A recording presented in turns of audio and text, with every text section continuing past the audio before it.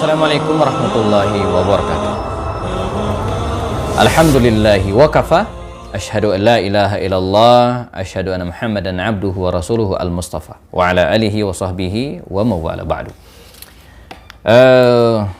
Kita masih berada di program kajian Sirat Nabawiyah dan kita masih membahas beberapa peristiwa pentingnya yang terjadi setelah perang Uhud, ya. Jadi as-saraya wal bu'uts baina Uhud wal Ahzab. Jadi beberapa ekspedisi dan utusan yang terjadi antara perang Uhud dan perang Ahzab. Nah, pada sesi sebelumnya kita sudah bahas dua peristiwa penting, yaitu Sariyatu Abi Salama wa Ba'tsu Abdullah ibni Unais. Jadi ekspedisi Abu Salama dan ekspedisi Abdullah bin Unais. Nah, ada satu peristiwa penting lagi yang menarik yang dalam buku sejarah disebut dengan Ba'tsur Raji' atau tragedi Raji', ya, utusan Ar-Raji'. Ar-Raji' ini sebuah sumber air, ya, sumur, ya, milik kabilah Bani Hudhal, ya, yang terletak di antara masih wilayah Hijaz, ya, antara Madinah menuju ke Jeddah, ya. Nah, bagaimana kisahnya? Jadi di bulan Safar, jadi kalau ekspedisi Abu Salama dan Abdullah bin Unais tadi di bulan Muharram, ya. Nah, ini terjadi di bulan Safar. Jadi bulan berikutnya. Ada utusan, ya, datang kepada baginda Rasulullah SAW, ya, dari kabilah Adal dan Qarah, ya. Mereka menghadap baginda Rasulullah SAW dan meminta beliau, ya, agar mengirimkan dai, guru, ustaz, ya, untuk mengajar di wilayah mereka, ya.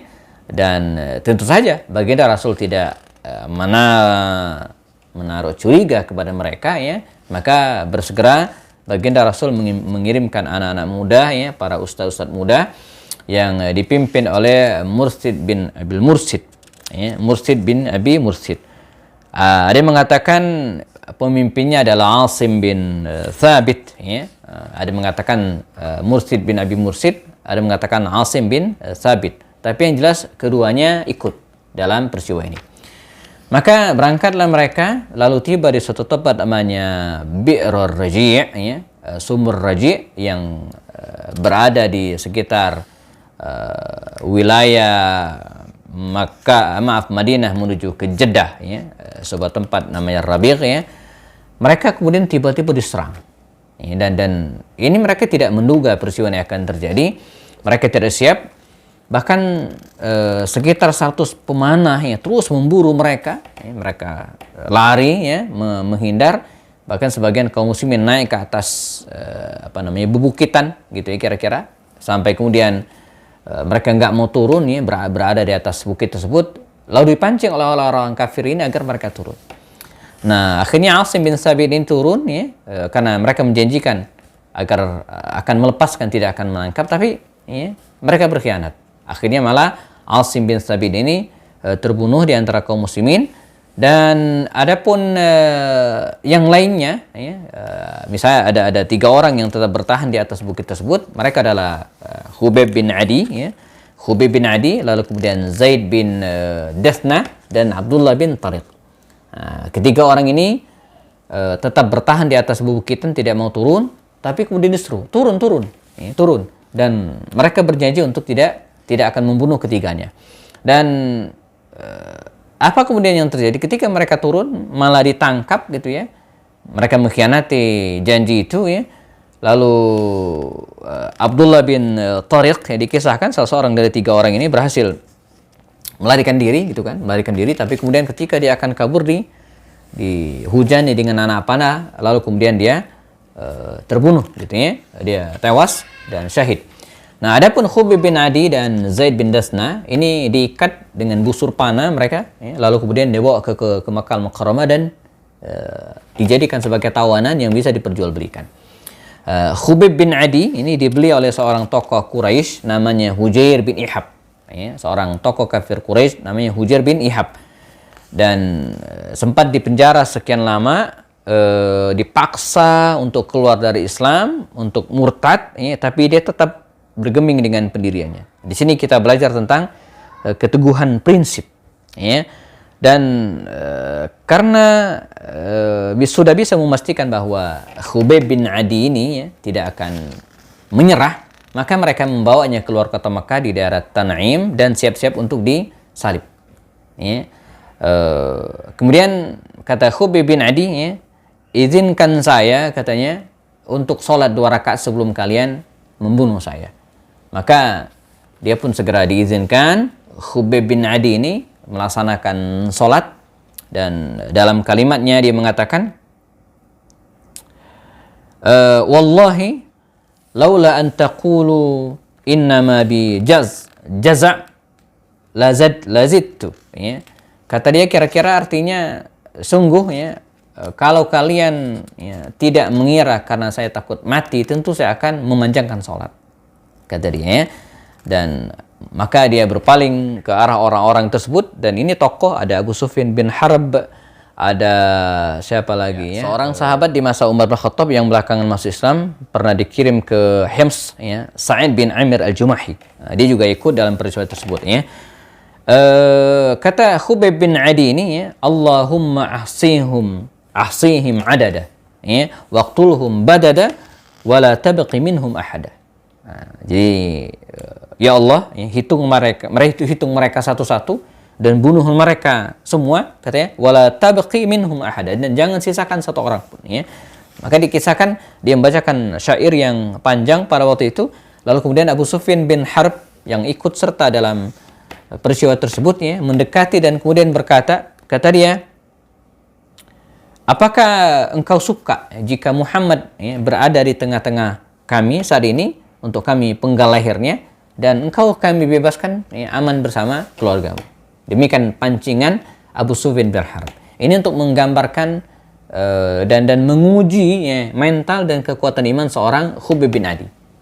Kata Khubayb bin Adi, saya kutipkan kalimatnya, faqala la wallahi ma yasurruni anni fi ahli wa anna Muhammadan fi makani alladhi huwa fihi tusibuhu syaukah tu'zihi.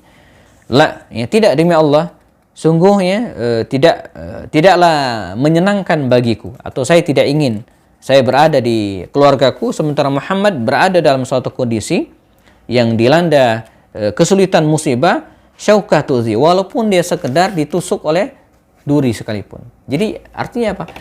Saya tidak ingin saya berleha-leha di rumah dengan keluargaku sementara Nabi mendapatkan musibah berupa tertusuk duri, apalagi menggantikan saya seperti ini. Ini contoh, ya, keteguhan prinsip sekaligus sebagai kecintaannya seorang Khubayb bin Adi kepada Rasulullah SAW. Maka akhirnya, ya, mereka salabuhu, ya, membunuhnya, menhalibnya, dan kemudian menyerahkannya kepada seseorang, ya, jenazahnya ini, walaupun kemudian akhirnya berhasil dibawa oleh seorang sahabat Amr bin Umayyah ad-Damri dan kemudian diselamatkan. Nah, lalu bagaimana kisah Zaid bin Dasnah? Ya, Zaid bin Dasnah ini belakangan dibeli oleh Safwan bin Umayyah. Ya, kita kenal dengan Safwan bin Umayyah, putra dari Umayyah bin Khalaf, orang kaya Makkah al-Mukarramah. Dibeli, dan ketika akan dibunuh, ya, kembali datang Abu Sufyan bin Harb menawarkan kebebasan dengan syarat meninggalkan Islam. Jadi Abu Sufyan ini mengatakan, saya akan membelimu dan membebaskanmu, ya, tapi dengan syarat engkau meninggalkan, ya, Islam. Apa kata Zaid? Tidak, ya, walaupun dia harus dibunuh. Dan akhirnya sahabat Nabi ini terbunuh, dan Allah SWT menurunkan firman-Nya terkait tragedi ini, wa minan nasi man yashri nafsahu ibtigha'a mardatillah wallahu raufum bil ibad.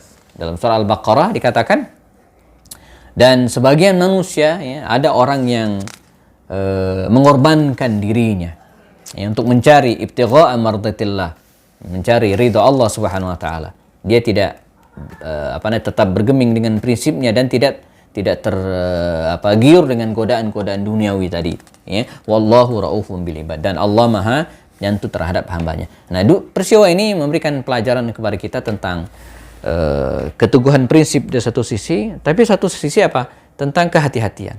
Bukan, kita tidak menyebut Nabi tidak hati-hati, karena begitu polos, jujur, dan tidak ada suudzon sedikit pun pada dalam diri Nabi. Tapi paling tidak hari ini menjadi perhatian bagi kita bersama bahwa musuh-musuh Allah itu ya menggunakan berbagai cara ya untuk ya, menghabisi dan menghalangi dakwah Islam. Termasuk di antara yang melakukan penipuan, menyebarkan berita hoax, memfitnah.